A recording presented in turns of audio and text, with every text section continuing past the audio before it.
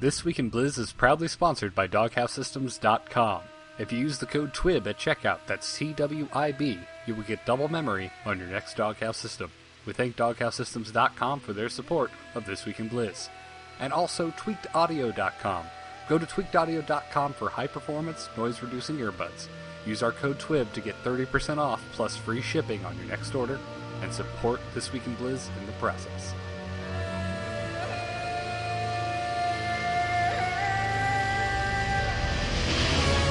Armed and ready. Who wants some?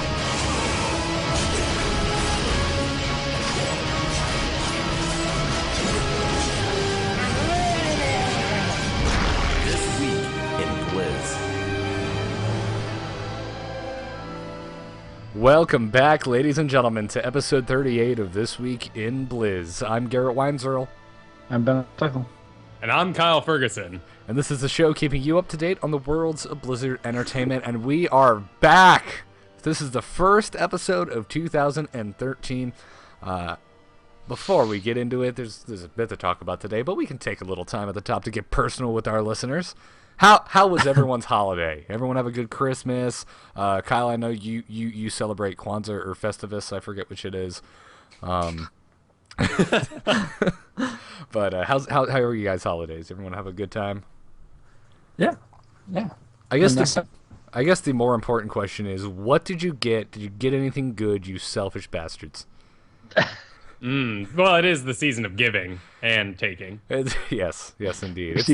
It's the season of clearing out my wallet because the Steam sale has been so phenomenally awesome. Oh my goodness, It lasts forever. It does. I think it just ended today. I think today's the last day. And then they did an encore for it. Yeah. Yeah, no, right. The encore ends tomorrow or something. Oh, tomorrow. Okay. All right. I've literally purchased everything I want, with the exception of Dishonored and Hitman. I do want them, but I don't want them bad enough to buy them on top of all the other crap I already bought.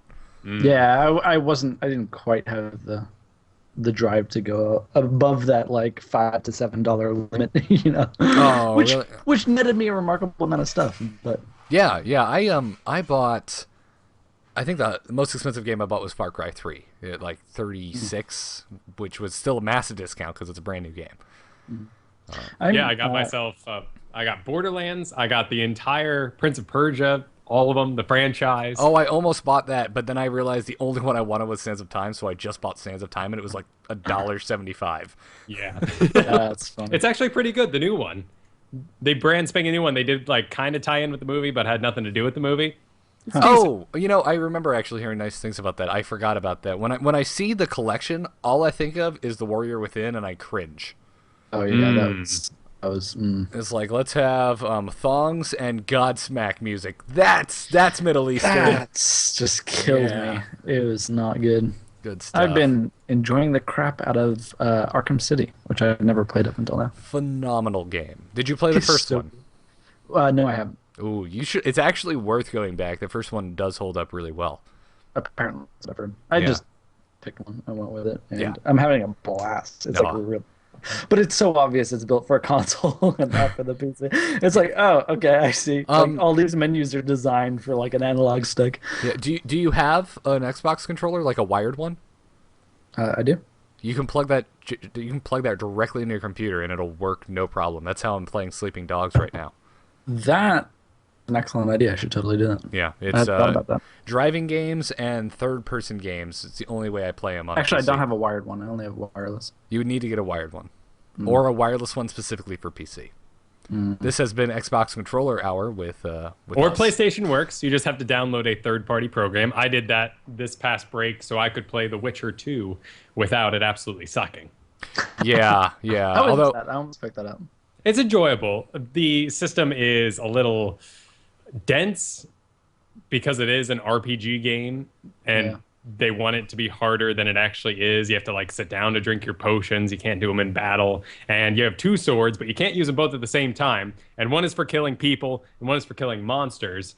But that makes sense because, the monster killing one is silver, and silver is bad, against werewolves and monsters. But you do less damage with the silver sword against normal people, which makes no sense because people just die to anything. True. yeah, that's good. But That seems like a lot of artificial difficulty, or a lot of like sort of. Yeah, I see what you mean. I Yeah, get what you're saying. there's Not a fun. reason why in rock paper scissors there are only rock paper scissors, because when there was that dick kid who showed up with like typhoon and rainbows and crap, you didn't want to play with that kid. no one wants to play with Dick Typhoon Kid. That's if there's one lesson you take away from this episode, that should be it. Wonderful. Oh, anyways, before we get into the meat of the show, got a top of the show announcement. We have a new gaming show joining AMove TV, The Gamers Inn. It's a weekly podcast. It's actually been going for a while now, but if you are not familiar with it, it is a weekly show. It features reviews of what the hosts Ryan Murphy and Jocelyn Moffat are playing. It's followed by discussion and all kinds of other just big, broad, general gaming industry chatter. I'm a big fan of it, and I'm really stoked that they joined the AMove TV channel and made the jump to a live Twitch show. They are going to be live on this network, amove.tv. Bookmark that site every Friday at 8:30 Eastern Time. Yeah, they've been going, like you said, for a while now. I remember about 3 months ago, back around Thanksgiving, they had an interview with one of the Halo 4 developers that was very cool. Yeah, man, I was so jealous they snagged that, because Halo 4, one of my favorite games of last year, and one of my all-time favorite games now, because it's just such a damn good Halo game. So go check them out. Really stoked to have them.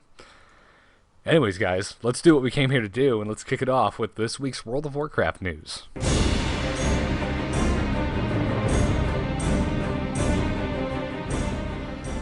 Patch 5.2 info has just been pouring in. And it's also been raining in Florida, which that would have been a pun if you lived where I lived. Alas, it is not. It's lost on the majority of everyone who listens. Anyways, so patch 5.2 is live on the PTR, correct? I know there was like a thing where it went up briefly and then they like took it down, and I think so. I I believe it's back up and running now. Yeah, I don't like to go in and spoil things for me. I prefer just to read MMO Champion and have someone else spoil it. It's not even that, it's just too much aggravation. Oh yeah. It's just like, let's do the heavy lifting. So aggravating. Yeah. I've never been so pissed off. Yeah. So, anyways, it's just so much, Blizzard's been doing official previews. Obviously, MMO Champions dove in and just data mined this thing to death. But let's talk about some of the things coming in 5.2. We're getting another new daily quest hub, because there's obviously not enough dailies in Mist and Pandaria already. I know what you guys were saying to yourself. Garrett, I've done 75 dailies, all of which are just in the continent of Pandaria. It's hour 6. My eyes are bleeding, but I really think I want to do some more dailies. Can you help me out? Well, I can't, but Blizzard can. We're getting the Isle of the Thunder King added in patch 5.2, and I'm being cynical, but I'm actually a little excited about this because it sounds a lot like the Isle of Quel'Danas, which to this day remains my favorite daily zone. I really enjoyed that.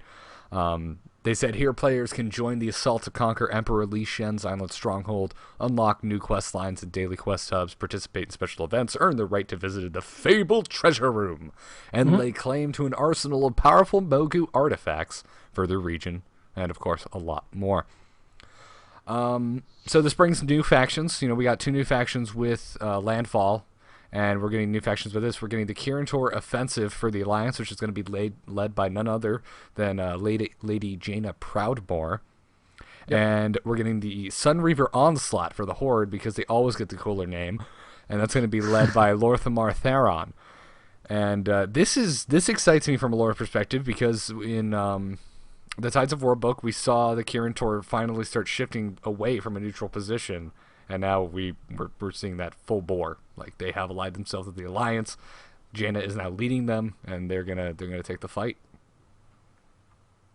Right. They're no longer a neutral party, right? Right, exactly.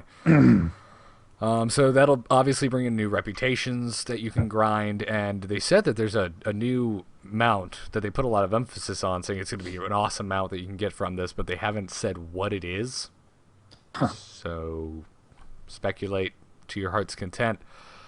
This is also going to have not only PvE quests, but it's also going to have PvP quests. And they said that the PvP quests will direct players against opposing faction NPCs, but slaying opposing players will also grant credit as well. I couldn't find anything if this was specifically to PvP servers, or if doing these PvP quests will flag you even on PvE servers, which I kind of hope they do. You. Okay, good. Yeah. Good. So there will It's like, the quest that you get where it's like, warning, this quest will flag you for PvP. All right, wonderful. So you can kind of bringing us back to the world PvP we saw in previous. Right, they sort of tried that with the previous ones, but people just sort of ignored each other and ran around. So these are specifically PvP, which is nice. Yeah, that's great. Looking forward to that. It will make no difference on our server because they're so dominant. Yes. That, yeah, that is a good point. Well, then again, with cross-realm zones and stuff, we might see a difference. Oh, yeah, that's also a good point. The part of this that reminds me of the Alakol Danas, though, is this kind of gated unlocking feature where basically the whole server is going to be working towards a goal to unlock the next area of this isle. So they said as heroes conquer the isle, they will unlock the powerful Lightning Forge, which will allow blacksmiths to forge mighty raid-worthy items, as well as classic weapons from the past. That's cool. That really excites me, and hopefully you can actually, transmog these things. Well, and the whole island has a really cool theme to it, because you end up there, and in the distance the entire time is the frickin' Citadel of Thunder, as it were. And you can see it. It's awesome. It's almost like Black Temple-ish. Yeah, it's dark. I'm getting a real Black Temple ICC vibe from this thing, and I'm feeling a little winded by the Mogu theme, but the size and scope of the new raid. It's cool. There's trolls. Oh yeah, because we haven't killed enough of those already.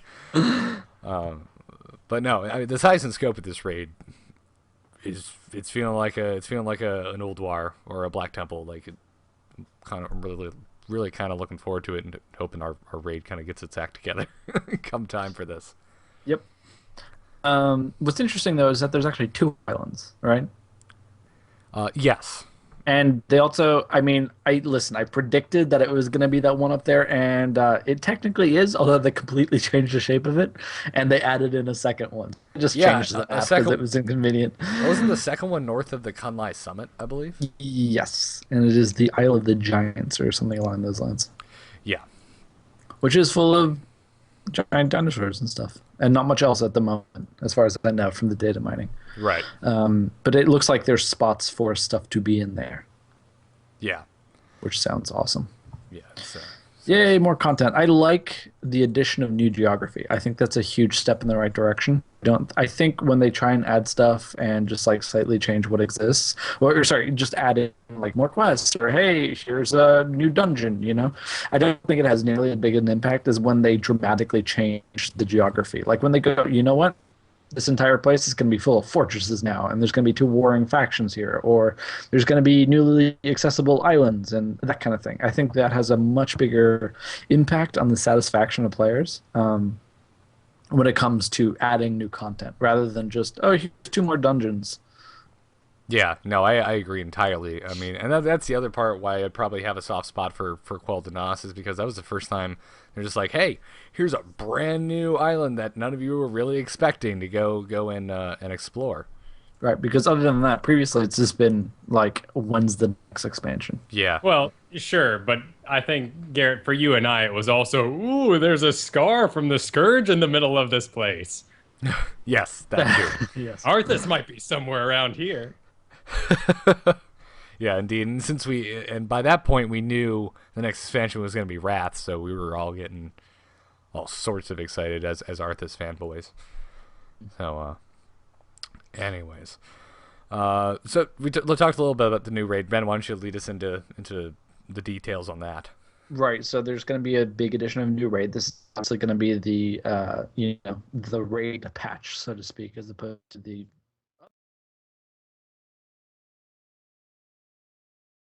Are we back? I think we're back. Are we back? Waiting to make sure. Okay, we are back. Cool. I can confirm our backness. Sorry, live crowd. Stream went down there. So this will probably be a 2-party if you're watching this in VOD form. So this is it. Welcome to part 2 of the technical difficulty episode of This Week in Blizz. Yeah, no When you hear the unicorn, turn the page. Kyle literally turned the page and killed his web camera. Yep, that's how I do. Now I'm doing it upside down. That is very disorienting. So, where'd we leave Anyway, off? we were talking about the new raid, the Throne of Thunder, and we were basically saying that, like Old War, once you defeat the last boss on Heroic, there is an additional boss, which is Heroic only, and his name is Raiden. So kind of Mortal Kombat lightning god-ish. Now isn't that snap. Raden? Sure. Yeah, Raiden. but there's a accent mark, and you know what they mean. You ass. But yeah. Which historically I believe is like the god of lightning or something. So that'll be cool. I bet you'll just be like an electric-y version of Algalon. In the Throne of Thunder? No way. Could this just be a giant electric toilet? Might be. Anyone? Might turn out to be that way. Oh, Well, the legendary quest continues. This, of course, is from Rathion, who gave us the legendary gem first, and then allowed you to place the Eye of the Black Prince, making your Shaw Touch weapon have a socket for this gem. Well, now it's continuing into a head enchantment with the Throne of Thunder. Yeah. There was a note that our writer wanted to make. He said that numerous Twitter discussions have revealed that this may be a little more complex than OMG, the Return of Head Enchants. Sure, it has freaked some people out because you do require the next level of reputation with him, and we've all been there and had to go and get that head enchant from him, and it's better than this, and it's just a mess, and it's dirty, and it doesn't really have any roleplay value to it. Well, but now it's one guy. I could definitely see this. Like, this is potential to be really, really cool, right? The Crown of the Heavens sounds really exciting, and what I would love to see is an animation or something that comes with the enchant. Okay. Like a big, like, golden floating crown or something like that. Can you imagine that? Can I Or get the one? Halo or something along those lines? Can I get the one that Imperius has from Diablo? Because that would Yes, be awesome. like if you had that, how cool would that A be? massive plate halo. Exactly. I love it. So it's interesting that they're taking the sort of route of weapon and armor modifications rather than like taking an item you have and making it, legendary, rather than giving you a legendary stick and saying, here, only this class is allowed to use it. Yeah. Although I still hope at the end of this we get a weapon, but multiple weapons for all classes. But we already sort of have that in the first two. Do we? I just have a want socket. As long as all our weapons connect together to make a gun, and then when the guy dies, he turns giant, so we get out the Megazords, and then they all connect together. Well, I just want a dagger then that is also a flute and can summon my green dragon robot from the sea. That goes without saying. And it seems like this still leaves it very open to literally everyone having access to it. You know what I mean? It doesn't seem like it's exclusive at this point. They seem to like that model, and I'm curious to see how it'll continue. And I'm curious to see if there will be any interaction between the legendaries. Yeah. You know what I mean? Yeah, I understand. Well, anyways, moving on. We are getting new world bosses: Nalik, the Stormlord, and Undasta. The Stormlord it says it's after the Isle of the Thunder King has been conquered, the Gate Guardian of the Thunder King Citadel will appear. And then Undasta, this is that giant dinosaur that you were talking about, Ben, on the other island. Which looks so cool. Yeah, this is the Isle of the Giants, found in the seas north of the Kunlai Summit. So this is all Zandalari themed. So this is like they brought, war animals with them. So this is basically going to be a giant devil sword that's armored to the teeth. Oh yeah, and he's tremendous looking. Yeah, so and there's actually a bunch of them. There's a bunch of really cool looking ones. Yeah. And is this going to be like elephants from Lord of the Rings, but even more badass because it's T-Rexes? Basically, yeah. I'm hoping someone gets the bright idea that they need to open a theme park in Overmar with this dinosaur. So they look up, and for some reason he gets out, kills all the crew, giant T-Rex. How he fit in there, who knows? and it crash lands into LA, and we have a great time. Did you just make a Jurassic Park 2 reference? I know. I thought you were gonna go with Jurassic Park 1. No one ever makes a Jurassic Park 2 reference. I was about to say that's got to be the patch after this one, right? Yeah. And then you need like an undead wearing all black leather and black sunglasses to start talking about chaos theory. Yeah, that's chaos. Yeah, that's chaos. You can ride around in a big tractor trailer rig. Yep. Yeah, and we'll just throw Will A real Smith. fancy one. Yeah. And a lot of Mercedes-Benz because they obviously sponsored the film. And Nalak, by the way, is one of the Cloud Serpents, and he's all electricity-ish. Oh, okay. All right. Yeah. I can't get enough of that model. Reuse it to hell, Blizzard. It's awesome. It is very, very cool. Such a phenomenal model. Yeah. And sorry, go ahead. Oh, you were continuing on the same topic. Go for it. Right. No, I was just saying that the Twitter comments surrounding this, especially Undasta, seem to reveal that the boss is kind of a, quote, feeds on your tears type of boss difficulty, which is interesting to see because, like, Shah is just whatever, bring some, level 87s along and have them stand there while you kill something. Yeah, I mean, so this is a pretty different. This might go hand in hand, though, with the new world boss system that they're adding. Jumping ahead a little bit here. Now the world bosses are tap to faction as opposed to tap to raid group. Oh yeah, I remember this because we'll skip to this part because it's kind of relevant. Yeah, it's a natural progression for this talk.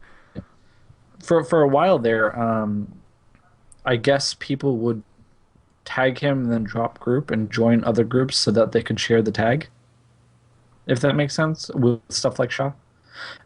You could do it, but it was a real pain in the ass to do it. So this is sort of a much more elegant version of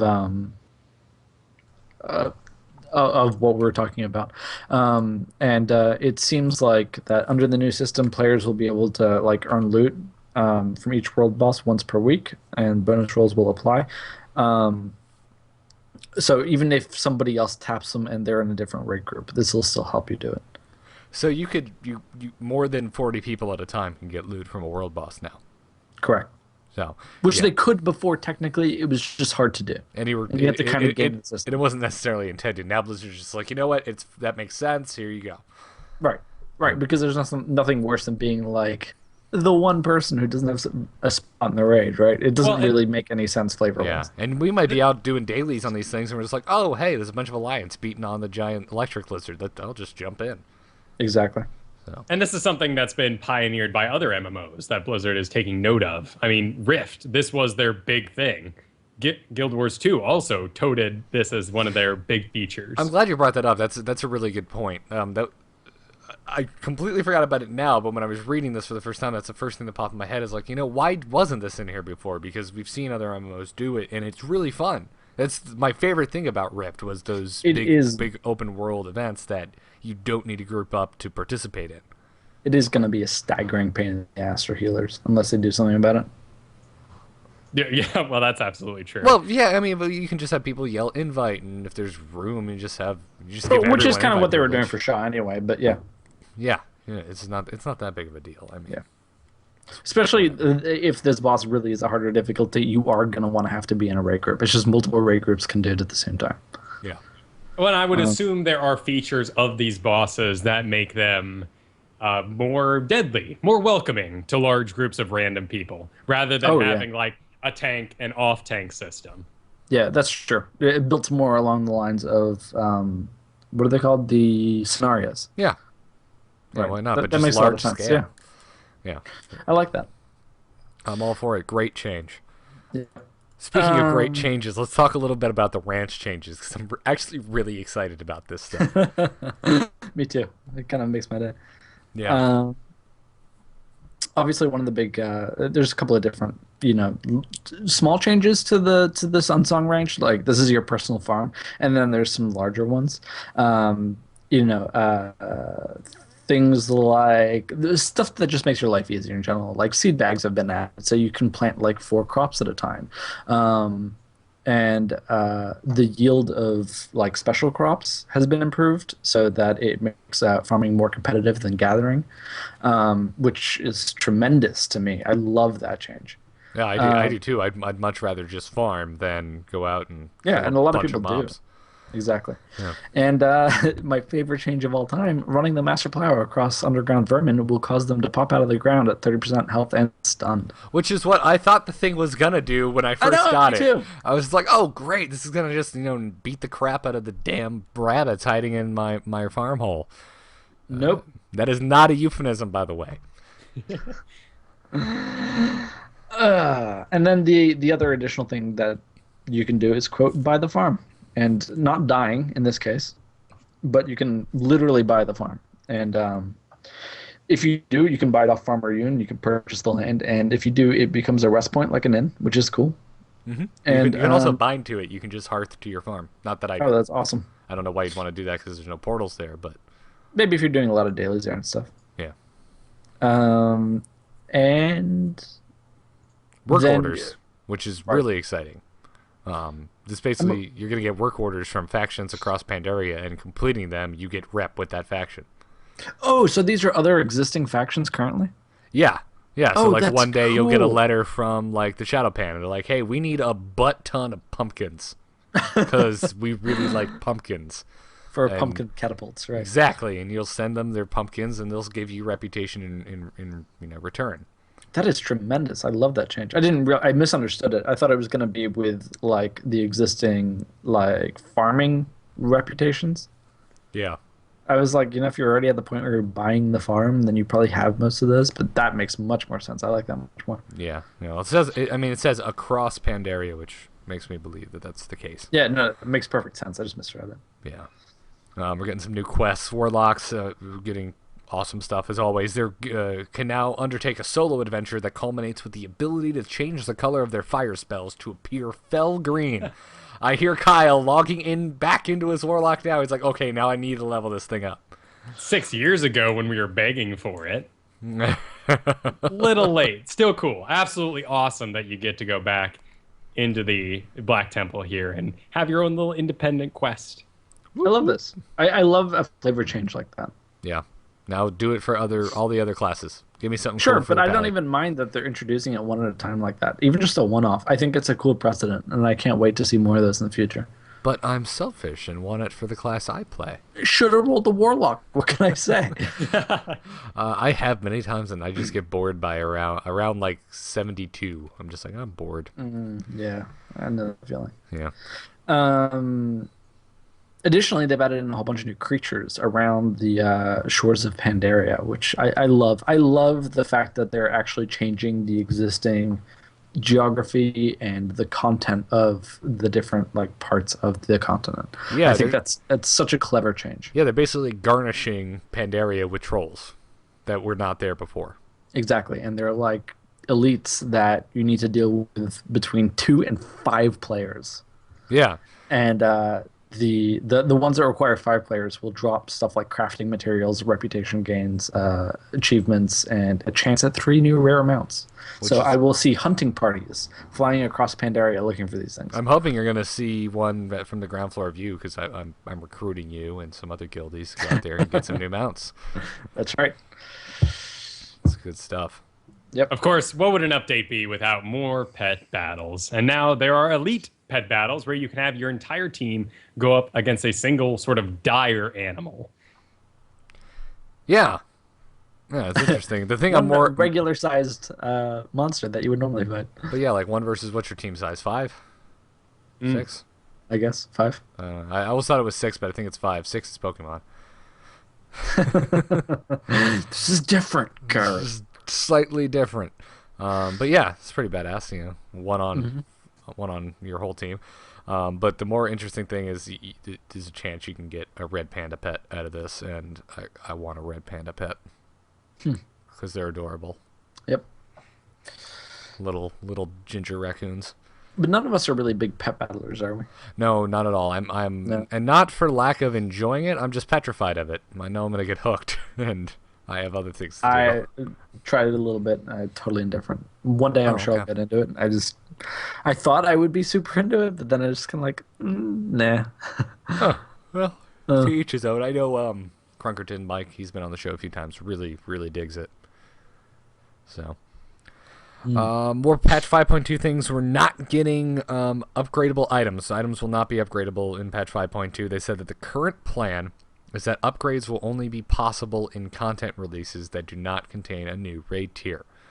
So kind of filling in the gap. So 5.1 we got upgrades because there was not a new raid tier. 5.2 we're not going to be able to upgrade anything because there is a new raid tier.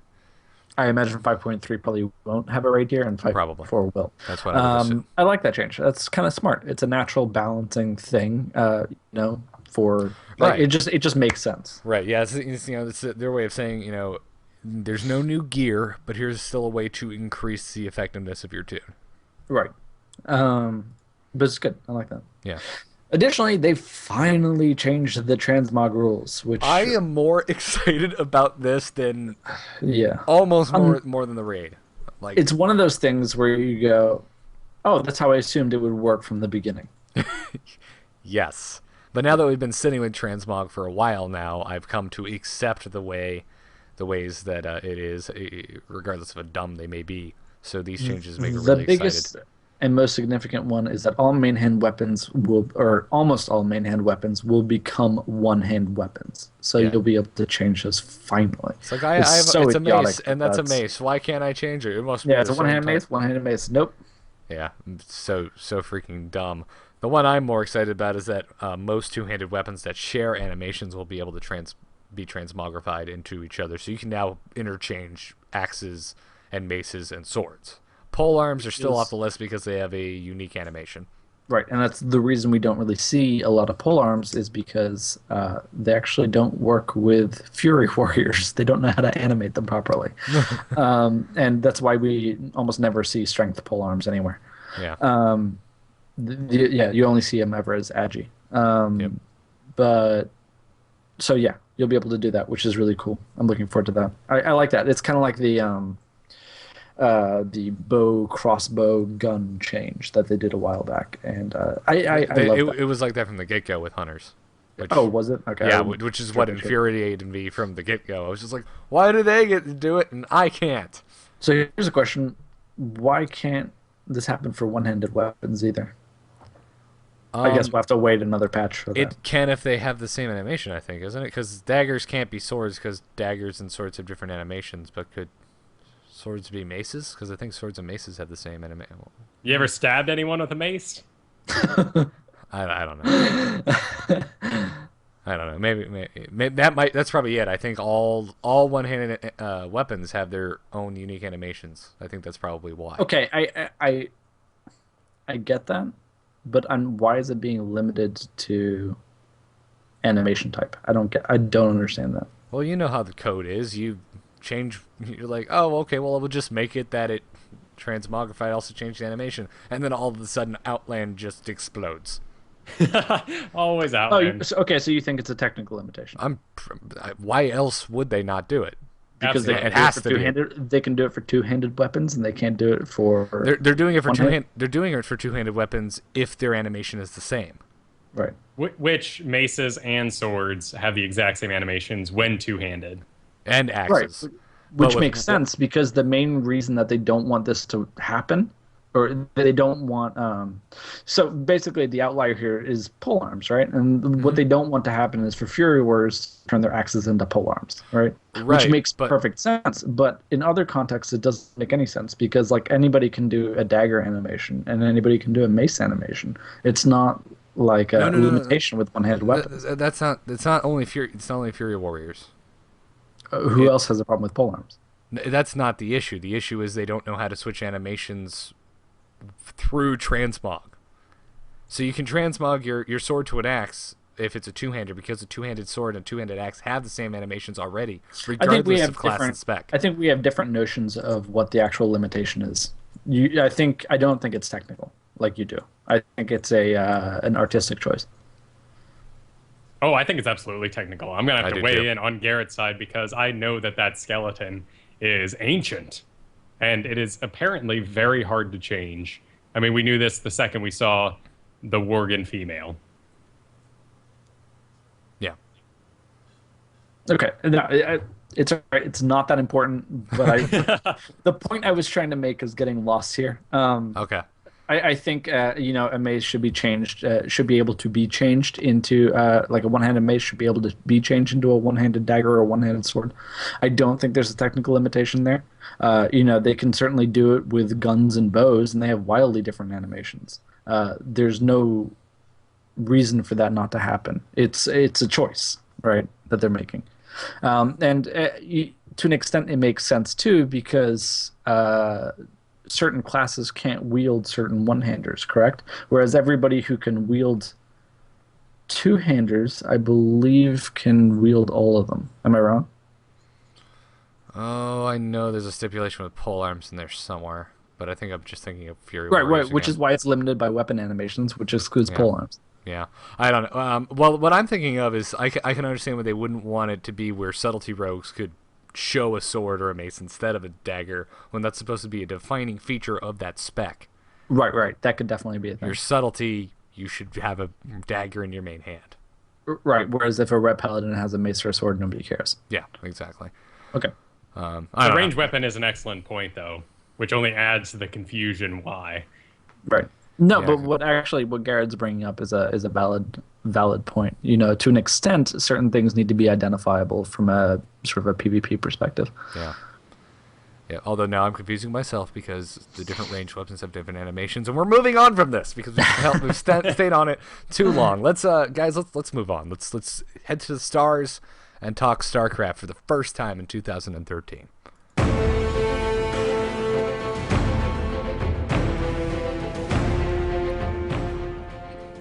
All right, it's actually a pretty dry week for Blizzard-related StarCraft news, which is mostly what we cover here. If you want a lot of esports talk, you should check out StarCast. As a matter of fact, check it out this Thursday because we're gonna have Mr. Bitter on, and I'm really looking forward to chewing his ear off in a good way, and not in a creepy like Mike Tyson way.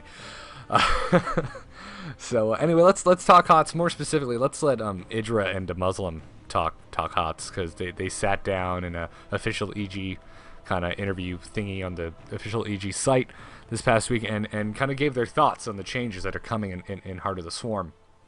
This is nice. This is nice because Kyle, you and I are always like we're kind of frothing at the mouth, waiting for more pro input on the current state of Heart of the Swarm. Absolutely. Just wildly speculating about how things could be maybe used.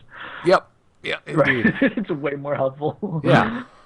Well, and you know how wrong you're doing it because you've been there. You've played StarCraft 1, you played StarCraft 2 when it came out, and you refused to expand or something. And now that you've played the game for a while, you're like, well, of course you expand. You expand in like the first 5 minutes. Are you stupid? So there's going to be these things that come up over time. But this is interesting, but ultimately unenlightening because these players, being pro players, professional, they are so set in their mindset that they're having a hard time even working in new units because they want to win, frankly. And if it's not winning right away, well, why change what's not broken in the first place? Yeah, exactly. I mean, why did it take so long for the Infestor to be abused at such a high level? Because people were afraid of it. It was new. It was different. It's going to be an interesting time, most certainly. And I can't wait for those people who can't grasp the old pro players who can't grasp the game and they're just like, well, this game's stupid. Everyone's like, well, I'm winning $10,000. What's your problem? I just hope it's Destiny that loses. Yes, let's talk about it. The first thing they talked about was the emergency thruster addition for the medevac and the changes to the Caduceus reactor. They said that this is a cool change. No longer can Protoss just warping units and the job's done. They have to be careful warping in set units at set locations, as within a few seconds the medevac could be at a different base already.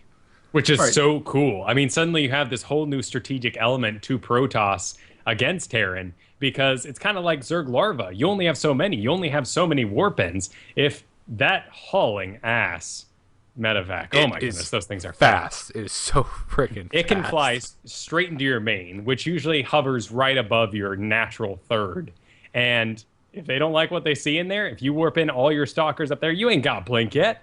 And they're just going to fly to a different base. Yep. That's true. Yeah. So basically what it's it's placing a higher demand to defend. It's much more difficult. I guess pros have gotten much better at defending over the past year, which has been very obvious. Like they're super good at defending now, like incredibly good. You watch any GSL game, they're just like always in the right place at the right time. Yep. And this makes this much harder. Yeah. Removal of the 250 millimeter strike cannon and the change to the high impact payload and explosive payload just came down to I don't really like the idea of changing units to be better/worse at other things. Yeah, but why? Yeah, they didn't expand on that. That seems like kind of I personally don't like this, but it does force you to make a deliberate strategic choice because there's a lag time in between, right? Yeah, and honestly, the strike cannon is never used. Right. Ever. So something did need to be, I think, done there. I kind of look at this as Blizzard saying, okay, this is kind of poorly designed from the get-go. Let's give it some... To me, this makes more sense. Oh, it totally does. It might not necessarily be fun to play with, but it's certainly going to be a decision. Do you guys know if there is a visual difference between a Thor that has impact payload or explosive payload? I haven't played around with that, but... At the moment, I haven't noticed one. Maybe the back guns get put up on its back, much like it during the... Because then it could almost be cannon. like a strategic assessment of like, oh, the tanks are unsieged. You know what I mean? I need to go now, right? The problem, ultimately, this is an issue against Zerg, because that's the only time you're really going to have big switches between fighting light air units and massive air units.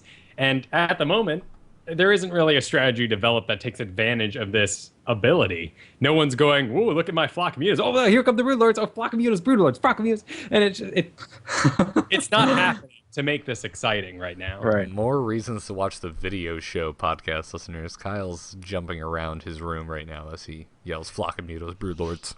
Well, I did just get off a break, so I played so much Heart of the Swarm. It was delightful. Nice. Yep. Nice. Mutas are fast like that. Talking about Hellbats, it said that the Hellions right now are a mobile unit that are made for harassing and dealing with light units. They have a role and a purpose. They are going to be able to convert into a unit that's made for dealing with Lings, which they already do pretty darn well, and Zealots, which isn't needed since Bio does that well enough anyway, especially with upgraded medevacs. So they're kind of poo-pooing on the Hellbats. And it's true. Yeah. Blizzard kind of shot themselves in the foot here. The new medevac upgrade is really freaking awesome and opens new possibilities to deal with the things the Hellion or Hellbat was put in there to deal with.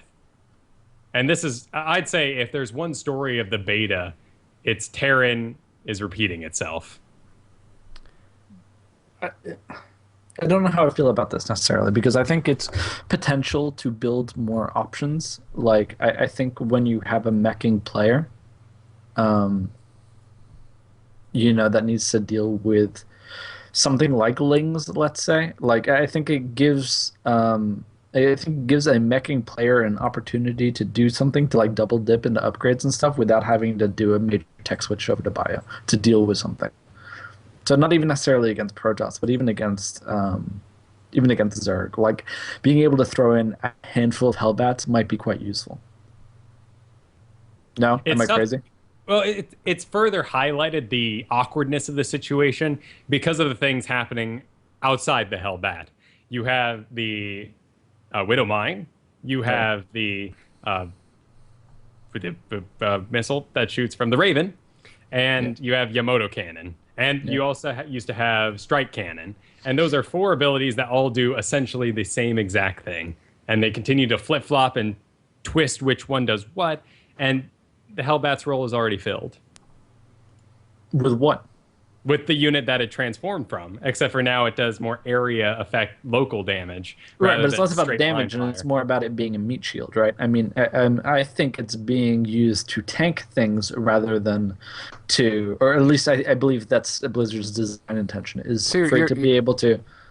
You're talking in like strictly factory, like I built one barracks and flew it off and now I'm all factory scenario. Sure, you occasionally see like meching Terran against Zerg, and it can happen. Like you end up with like 2 or 3 barracks at the end of the game, and like if you're investing super heavily into like a mech upgrades, then it makes sense to do this, especially like if you can. I don't know how expensive they are necessarily, but if you can slow the roll of like some banelings and some like that huge wall of lings and banelings that comes rolling towards your mech army, and you hope it kills enough tanks before they kill everything of yours.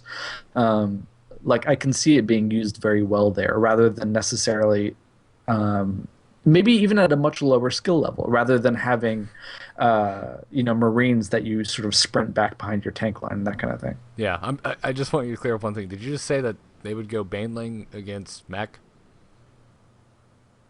Well, you no. do from time, yeah, but Right. the example's there most certainly. Okay.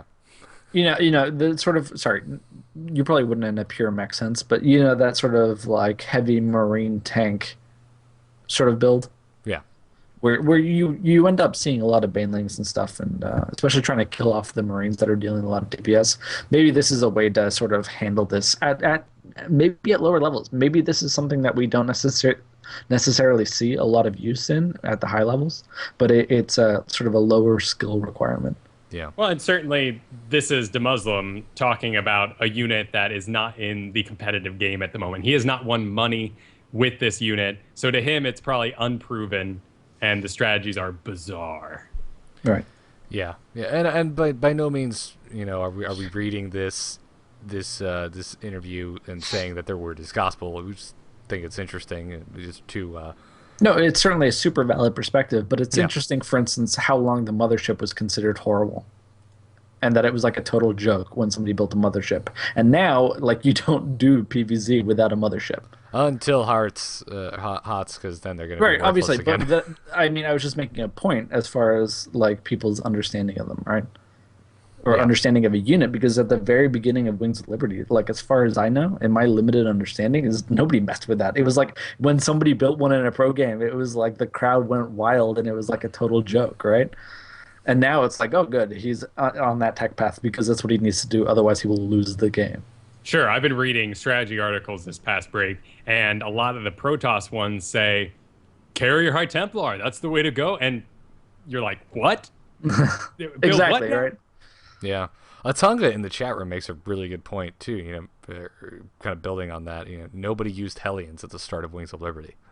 Yeah, right. They until were hard to Dallas. use. Yeah. It was a long time before we saw, like, intelligent Hellion use. Right now they're, Standard. monstrous. Yeah. Well, and this is one player's playstyle, and we're about to talk about Idra's comments. He is basically poo-pooing every unit that doesn't enter his playstyle. So, yeah. I love that right off the bat is when they talk about the changes to infestors. I love his response. They probably went too far, but it's good for my style of play. because I didn't care about infestors, so it works for me. Yeah. So, and I'm sure Hellbats will have their time in the sun coming up. I mean, they're still counting as a bio unit. There are those things in the medevac. Let's do they this. are, aren't they? Yeah, they can get healed up by a medevac. So yeah, that actually changes the thing. That's kind of weird. Now that I think about it. Yeah, not to echo everything we've been saying, but I mean, could come to a point where it's just there's strategies we're just not seeing with these units yet. That's always the case. Yeah, we won't see them for a year. You know what I mean? Right. They might not be useful at all in the end, but I wouldn't be surprised to, like, if that is the case, to see some balance changes accordingly. Yeah. Dealing with mass air, Idris said it definitely seems to be a kill them before they get there kind of situation. And this is talking about the improvements to Protoss air particularly. And the response is corruptors for Zerg, but then you've got a bunch of useless units in the air, so it's an odd situation. Yeah. Is this something you're running into a lot? Tempests have become wicked powerful, actually. Yeah. I mean, these things were jokes, and there hasn't been a single balance patch. It's just people have learned to build like 2 instead of 10. And it makes a bit of a difference when a unit's doing what it's supposed to, supported by other things, rather than like 20 flying into your base and being like, oh my god, my building is dead, and then you just school it with a flock of mutas. Yeah, no, it's not. We're at that point in the beta now where people are kind of playing intelligently and not just like, I'm gonna mass the new unit because it's new and shiny. That's right. I will make all warhounds.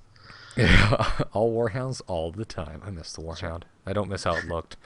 Mutalisks, he said if Mutas can still overpower 1-star or 1-star Port Phoenix, then I think it's probably going to be OP in Zerg's favor. This is talking about the Mutalisks and their new ability to regenerate health all the time. Yep. And they can still... Do their acceleration buff stay? Yes, so that's still in effect. So mutas are quite awesome at the moment. Thors will still tear through them, or at least make you leave for a good minute while you heal up.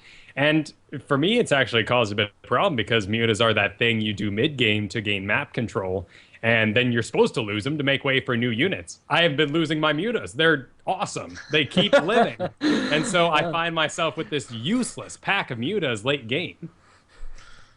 Are they really useless, though, or is your micro just not up to snuff?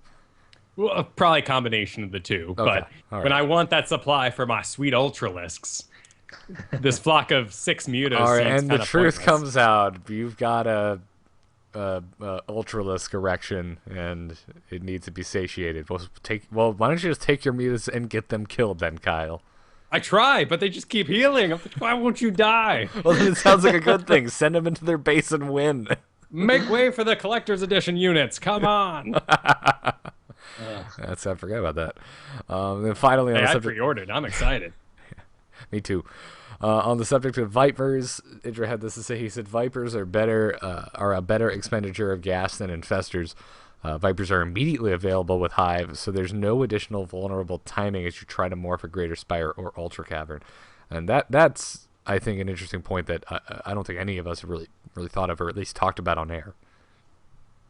No, you don't need to build a special Viper den to get these guys out. And it makes sense from a pro player perspective that a free, unteched late game unit would be loved most and first, because you get to play the game exactly the same as you always have, and in the end take advantage of some new special abilities. Right. And you get to play it faster, which is essentially what it boils down to. Yeah. You know, building a Greater Spire takes a while. Yeah, it does. And they're fun. I had so much fun over the break. It's just so villainous. You go, ooh, little sea tank hanging up on a cliff. Well, that looks nice. Yoink. Then you twist your mustache and cackle. Mm-hmm. Yeah. I have all the new units, I gotta say. I think I'm most excited for the Viper from a spectator's point of view. I'm really excited to see what we're gonna see out of like the GSL and the Pro League. But we're has dealing some with the real, same live. Real showmanship potential right there. Yeah, too true. But it's also dealing with that scary thing, much like the Infestors had. It's later in the game. You need to play a lot of games in order to get experience with these things, because you got to tech up to Hive. And sometimes you don't get there. Sometimes you get there because you make the other guy wait for you to get there, because you're clearly winning and you just leave him there. And you're like, all right. You sit there. I'm going to play with some Vipers. He's in his base. He's got no expansions. He's obviously mined out. I'm just going to wait and tech up. Yep. So they're frightening to use. Yep. And then just a short, quick note here. Blizzard expanded the Heart of the Swarm beta access. This is while we were gone. Basically, any player who pre-purchased the expansion digitally on Battle.net on or before December 18th are now flagged for beta access. And they said, additionally, anyone who pre-ordered after December 18th will be added to the beta in waves on an approximately weekly basis. So, if you pre-ordered through Blizzard, keep an eye out. Yep, and if you didn't, there's still a lot of casters, a lot of members of the community who have been given keys over this past break. So there'll be a lot of keys floating around. And Amazon's still doing that promo where if you pre-order through them, you're guaranteed a key. So, good. Seems well worth it. Yeah, indeed. I did that for a Christmas present, as a matter of fact. I bought them the game and gave them the beta key. Nice. Gave me good options. Anyway, that wraps up StarCraft. Yes, there's a lot of esports news, a lot of teams, teams closing, players switching around. Tune in to StarCast Thursday. This isn't really the show where we talk about the drama of esports. So that's this Thursday at 8 p.m. On to Diablo.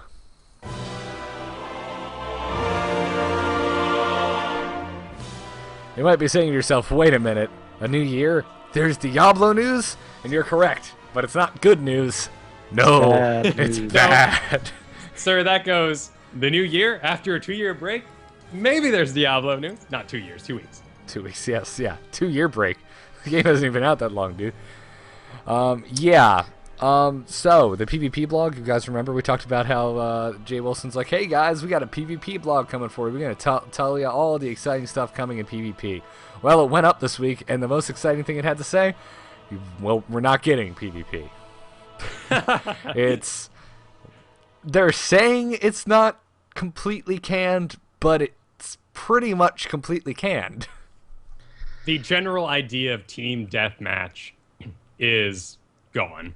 It wasn't fun to do. Yeah. Which seems odd, because that's the pictures we saw. We saw that barbarian leaping with the grates in the middle and the sort of WoW-looking arena dungeon. We saw these pictures, and I understand some of us even played it at BlizzCon. Yes, too true. And we know it exists, and they've been playing it in-house, but apparently it's just not good. Yeah, according to them, it's just not fun enough, and they said they brought in testers. And while, it was positive feedback, none of them, the overwhelming majority said it was something that they did not see themselves playing for more than a couple of hours. Total. Like, not coming back to it again and then playing more a couple of hours. Just slightly how I feel about Diablo 3 in general, but yeah. It's kind of an interesting statement because, specifically what they said is it puts such a razor focus on class balance for it to be remotely fun. But to the point where you feel powerful, but it's not like a ridiculously hardcore and you have to play perfectly. Yeah, that's the real balancing act that they're involved in, and it's understandable to an extent. But on the other hand, it is totally unacceptable that it took them this long to reach this conclusion. Yeah, I don't disagree with you there, Ben. Like, just it boggles my mind.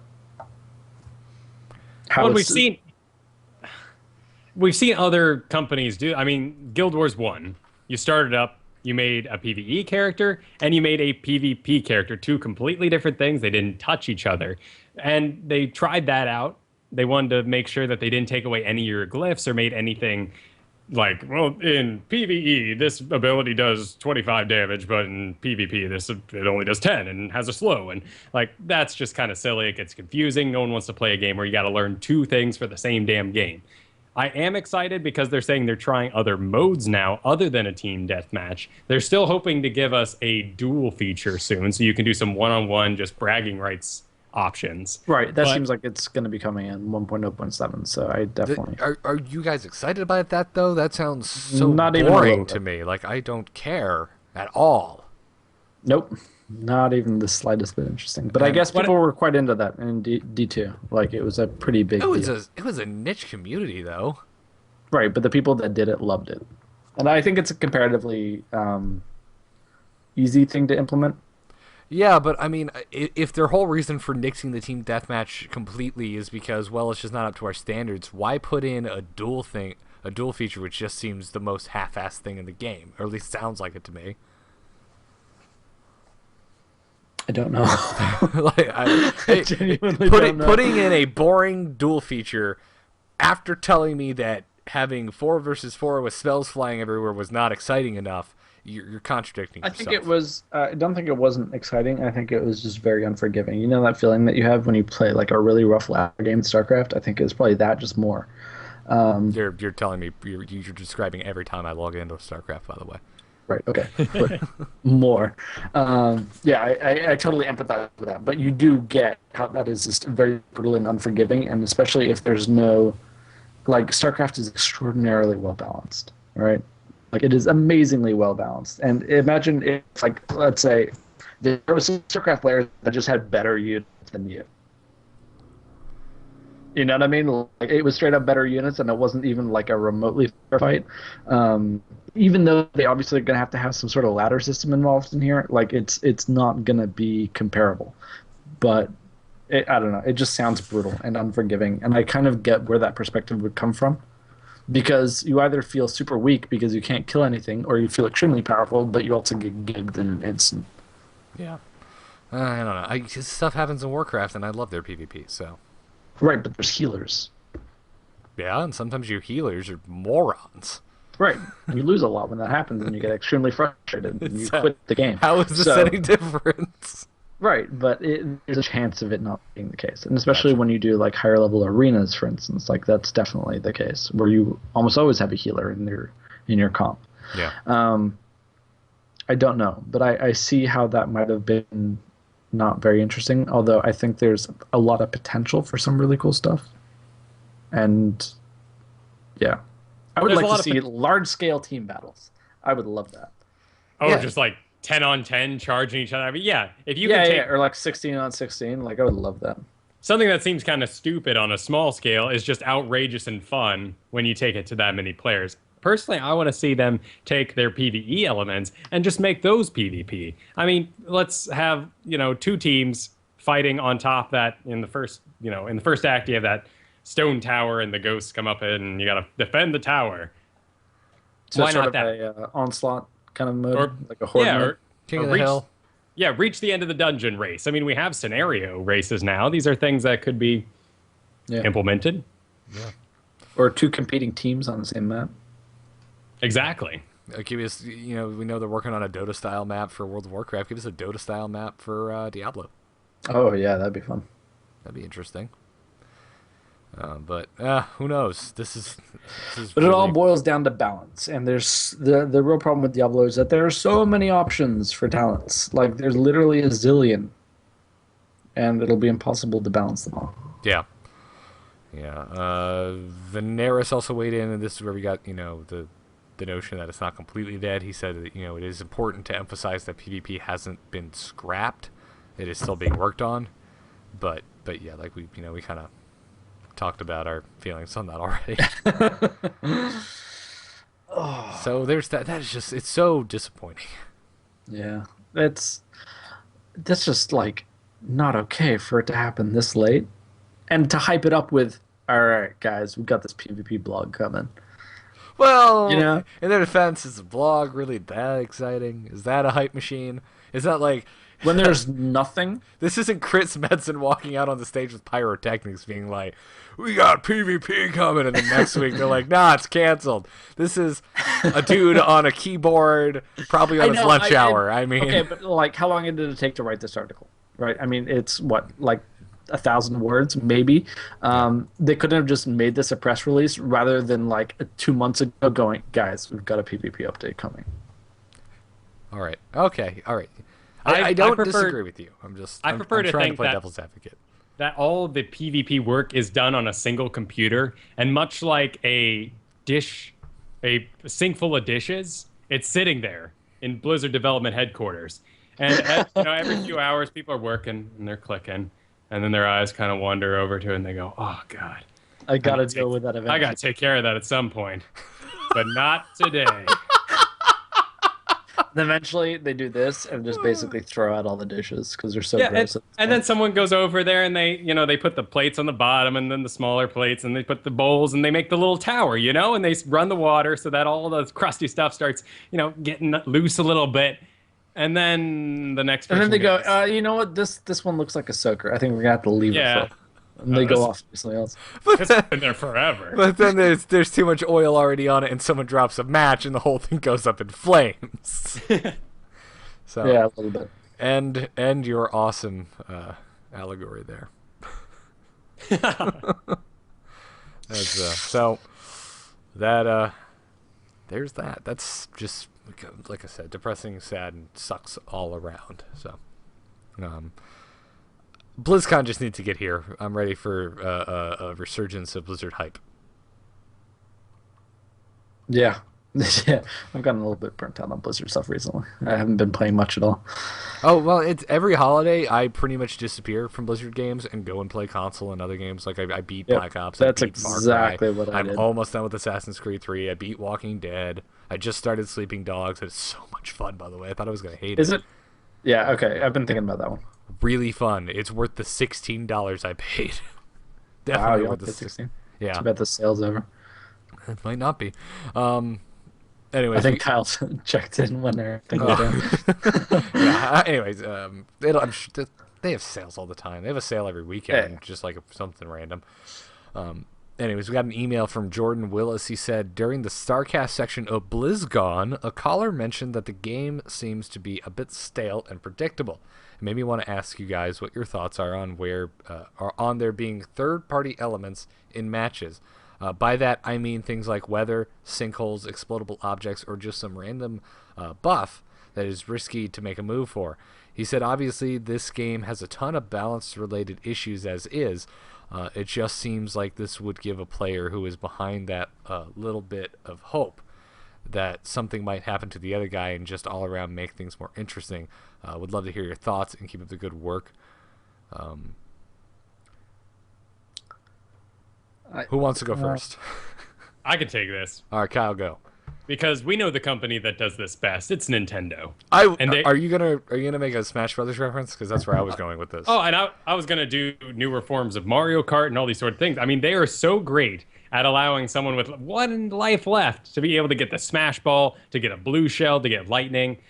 They're awesome at these elements, and it works well in that sort of family. Everyone has a chance to win setting. But let me pose this question to you, Kyle. But are those fun elements? Because if you know what you're doing and your 5-year-old cousin completely jacks your shit, does that just not make you want to murder people?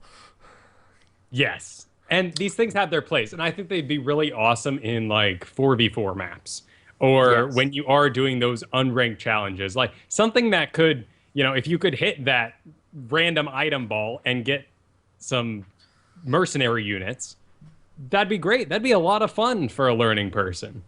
I don't think it has any place in competitive, though. Agreed. I absolutely 100% agree. That's why when we had, back in the day, Super Smash Bros. Tournaments, that's why items were turned the hell off.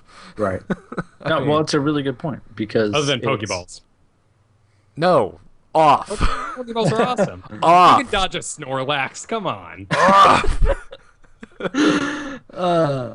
But no, I would just hookshot you and take you down with me if there was a Snorlax coming down, dude. Come on. You know this. Mind you, I would love to see this, more of this in single player. Yes.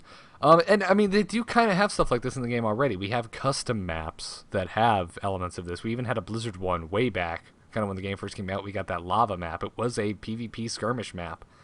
But the lava rose and lowered, and it was this crazy wonky thing. But you know what? I played it once. I planetary fortress rusted people and said, "Okay, I'm done with this."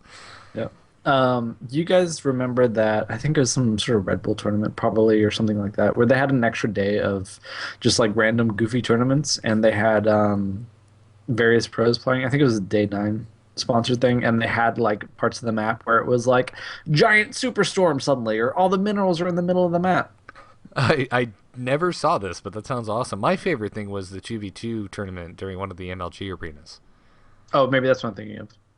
No, because it was just standard 2v2. Oh, okay. Well, these were 2v2 as well, but they had all sorts of like weird effects, and the crowd would vote in, for different stuff to happen. And it was super funny to watch, but like just so obviously one-sided when something went the right way for somebody. It was just random stuff happening. And it was funny watching them deal with it because they're used to a different environment, but from a pro perspective, I don't think that's viable. You know what I mean? Or if something like that is introduced, I think it has to be super careful. Yeah. Yeah, I like it more in a fun setting, like you said. Like, it's not part of the main tournament. It's just for fun. It's a show match. Like if I don't want to see this in GSL. If they started a new tournament or like sideshow called like GSL After Hours, and it's just hey, let's get Nesty and MVP and just have them go at it in a custom game. Like, okay, I'd watch that, but I don't want it in my main tournament. That being said, if there's no randomness involved necessarily, and these are just like deliberate things built into the map, then that would be very interesting. Like I can see that definitely being a thing. Like if it's being implemented by a map maker that really knows what they're doing, right? And not just like a random thing, right? An exploitable object could be interesting because, it's like targetable or something. Targetable, and it makes you forces deliberate interesting choices like, am I going to rush through this choke and hope I can like block off the enemy from this object or whatever. Yeah. Well, that's something I'd love to see is like a gate, like gates, kind of like the Zelnaga towers. If you control the gate key, then you very can similar. open and close this gate in the middle of the map. That gives you a shortcut instead of just destroying rocks or collapsing rocks and then destroying them. It opens, it closes, or maybe even things as wacky as like the Cataclysminator and like the Terrans build like a machine that like pounds the ground and makes the sides, because this is a video game idea. It's been in video games forever, but the maps get smaller as, you know, the sides fall off. If you can have someone actually in control of the element. Oh, and what I'd love to see is like a mammoth hunt against Ultralisk, where like a bunch of Marines like fight the Ultralisk in the cliff, and then the Ultralisk is like and like it slips and like the rocks fall and it falls to its doom, and all the cavemen eat happy that night. That'd be awesome. one Marine slides down the trunk, and the other Marine yells that still only counts as one. Yep. Yeah. That's funny. So there's that. I guess the bottom line there is. Sorry, go ahead. I was just trying to wrap it up, but go ahead. Your comparison to Zelnaga Towers is very apt. Like, if it could be an element that can be controlled and that gives you an advantage, but not an insane one, then that might be interesting. Yeah, maybe something just a little more visually interesting than a Zelnaga Tower. I don't hate the gate idea. That actually sounds kind of interesting. Right. Well, and there was maybe there was an element that I saw in the campaign that was so awesome. Remember that Protoss level, and you're fighting against the Zelnaga, and you know it's that dick one, you know, the one with the tentacles, and he's like, I have everything, and he wanders to your base and slowly destroys you over and over again. And there's a point where you have to control like a crystal, because it's Protoss technology, and a beam bridge appears. Like, that'd just be a cool thing to have, a beam bridge. And like, if you control the key, if they try to walk across your beam bridge, you can like turn it off. And they just fall. That'd be pretty great. Yeah. I like that. I mean, there would always have to be another way across the map. But yeah, if like the shortest distance from one base to the other was via this controllable shortcut. But since they're symmetrical maps, where would you put the controls so that it was equal? The same way you place the Zelnaga Towers. Right in the center? Huh. Yeah, sure. Then, like in strategic positions, like accordingly. Yeah. And like have the other two paths be like by Zelnaga Towers, but with destructible rocks as well, so you can clearly see them coming, and it'll take them a while. So there'd be ways you could work it in. Yeah. Yeah, that's interesting. Again, like the idea. And would love to snipe your unit controlling it while your army is moving across the bridge. That would be awesome. Finally, a use for the neural parasite. Yep. Good stuff. Good stuff. I feel compelled to pull it. No, don't pull the lever. Yep. And then you got to hang off at the bottom of this thing, wait for your sister's telepathy to pick up your cries for help. Oh, it would just get and then there'd have to be elements and like upgrading your Marine strength so they can pull each other up, and can they hold on, and can they hold on with one hand while catching Frodo's arm? It's like, and then you just end up with QuickTime events in the middle of your StarCraft 2 competitive match, and that's a lose-lose for everyone involved. Yeah, you're very obviously a dungeon master. It's pretty clear to me. Oh, we so very much need to play Dungeons and Dragons. We really do. I've actually been playing. I see why now. Huh? I was playing God of War over the break, and man, for that like 5-year period, you could not enjoy a cutscene.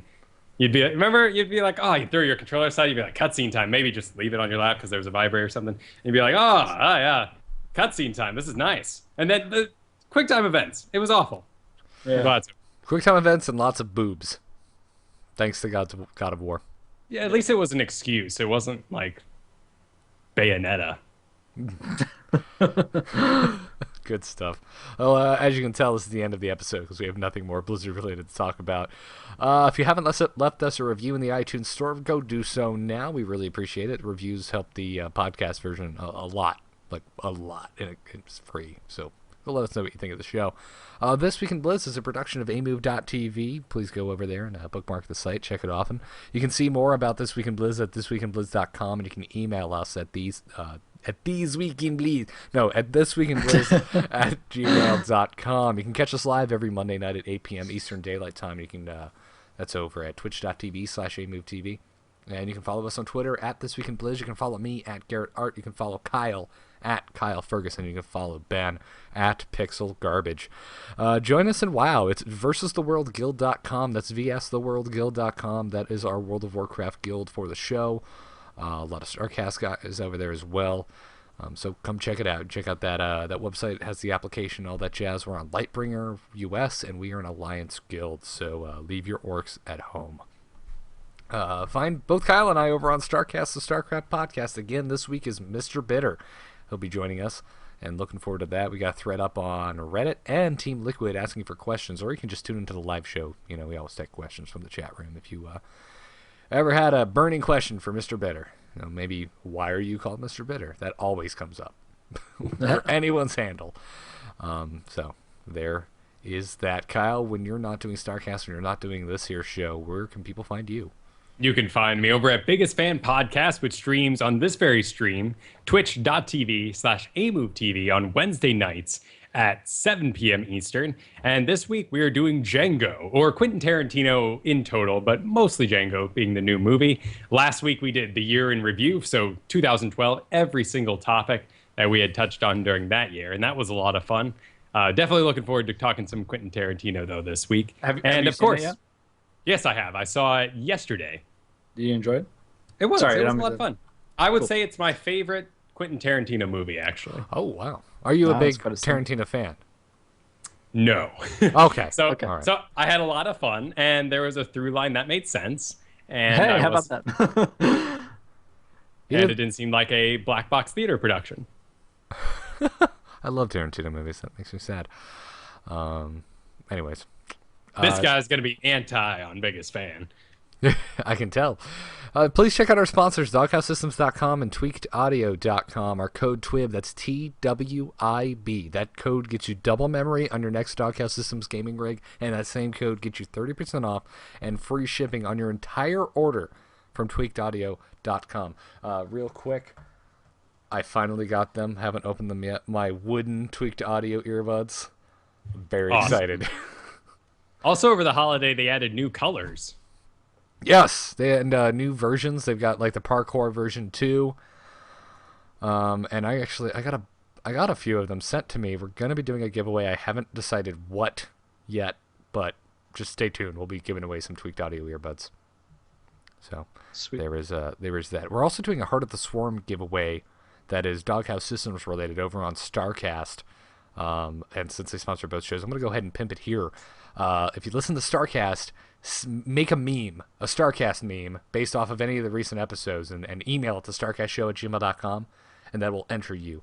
Kyle and I are going to sift through them and pick our favorite StarCast memes, and whoever's our favorite wins a copy of Heart of the Swarm, courtesy of Doghouse Systems.